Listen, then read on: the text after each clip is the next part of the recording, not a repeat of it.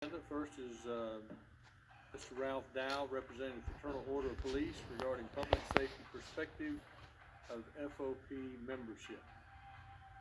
Lieutenant, if you would just give your name and your address, and you'll have 5 minutes. We'll start the timer after you announce your name and your address so that you'll get the full 5 minutes.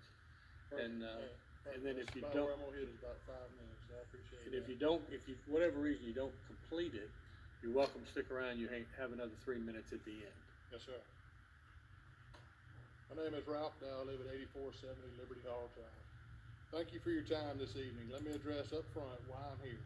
It's not for personal reasons, as I am told may be the perception of some here tonight. In fact, I'd rather be anywhere but here, delivering any message but the one I have. But the truth is, our community and our department are in a crisis, and I am here at the request of the majority representation of the CPD, who are also members of the FOP, to be their voice. I would humbly ask you to open your hearts and minds to our message tonight. We come with a deep desire that you will partner with us to address the dangerous crime crisis in our community and help us rebuild our department, which has the lowest morale many of us have experienced in decades of service. We want to be part of the solution, and we want to build a department where officers are proud to work and we can attract and retain the best and brightest. Our citizens deserve this level of service, and we all want a safer community. In 2021, the police department lost 95 officers, 87 resigned, and 8 retired. That's nearly 2 per week. In the first 7 weeks of 2022, we lost 16 officers and have 3 pending resignations. If this trend continues, we will lose about 120 officers this year.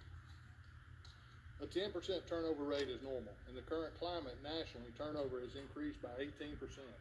Our resignation rate increased by 112% in 21 over 20.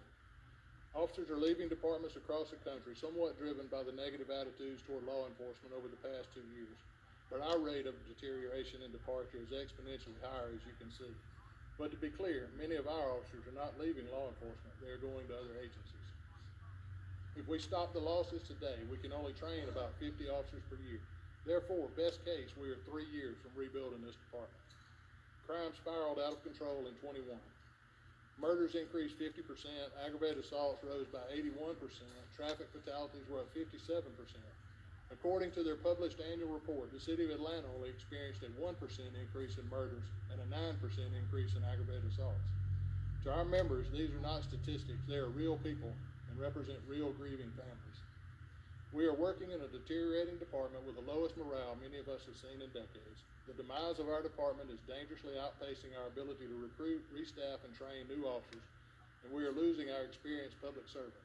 We are tired from working extended shifts, discouraged from watching officers leave on an accelerating basis, upset from watching good people being robbed, shot, and killed on our streets. The executive board of the FOP conducted a survey of our CPD membership, 232 officers, which is 73% of the CPD. All but 13 responded. Therefore, the poll represents nearly 95% of the CPD officers in our FOP lives. These officers represent tens of thousands of hours of professional law enforcement training and hundreds of years of police experience and selfless service to our city. We pose the following questions to our members, and I will share their reply. Do you believe the CPD is presently staffed with enough officers to provide the citizens with the level of service they deserve? 99% answered no. Do you feel there are enough officers on the street at any given time to provide adequate backup to ensure officer safety? 99% answered no. Do you think issuing principal summons and the jail releasing suspects on OR bonds have contributed to the increase in crime? 95.8% answered yes. Under the current leadership, do you think the police department has become more reactive than proactive? 95.8% answered yes. If yes, do you think this has contributed to the increase in crime? 94.7% responded yes. Do you think there's good communication between the chief's office and the rest of the department? 93% answered no. Do you have confidence in Chief Blackman to lead the Columbus Police Department in a manner that provides for fair treatment of officers, officer safety, and reduced crime in the city? Only 5% answered yes. 8.3% answered undecided.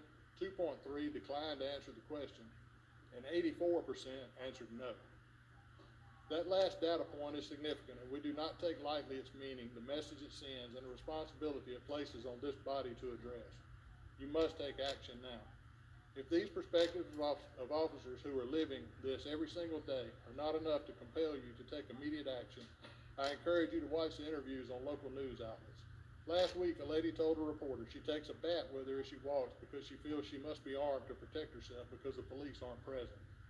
I strongly encourage you to request the daily lineups for the department. Look at the historically low numbers of officers patrolling our streets. The public deserves more than a skeleton crew of police officers who can only run from call to call. Our community deserves a department with enough officers to actively patrol to prevent crime, to meet with our citizens, and to once again engage members of our community. Our true number of vacancies today is 174, based on the 488 model. Last week, I was asked to address the Public Safety Advisory Commission. One of the members made a statement. I thought we were headed toward a crisis, but we are already there, and we could not agree more. Thank you, sir. Thank you. You know, listen, we want to welcome all the members of the FOP here, and I know that I've responded every time the FOP has invited me to come talk to them, and I've even reached out on occasion to go meet with them.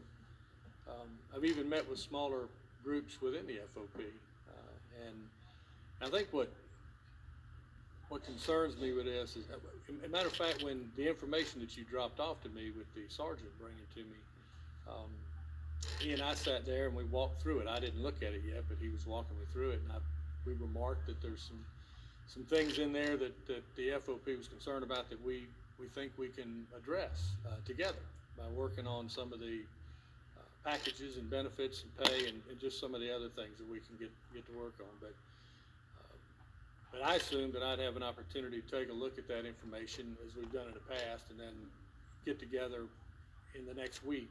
Then, of course, if I don't do anything with it, then I think the next step is to come on up here.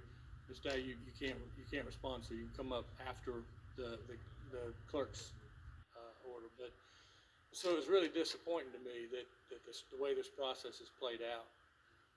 And you can count me among those who is skeptical with the way this has been reported without coming back and allowing us an opportunity to go through it. I do think it puts the desired result in question. You know, to me, it doesn't seem like you're looking for answers. It looks like you had already formed the answers, and we're discrediting somebody that you have a personal legal claim against, and that's the way it looked to me, because I was just disappointed that the process wasn't followed to where we had an opportunity to discuss it. I also looked at some of the items in the book, and I think some of them are, I mean, like the Atlanta, you're exactly right. They went up 1% in 21. They went up 64% in 20.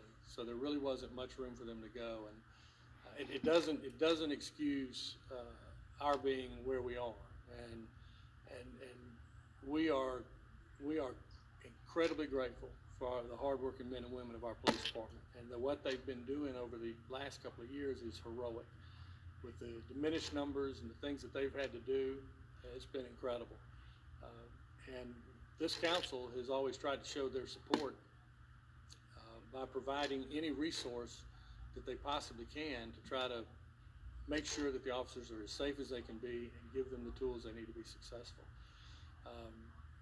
Again, I think that the biggest challenge for me is just the process, the way it was followed.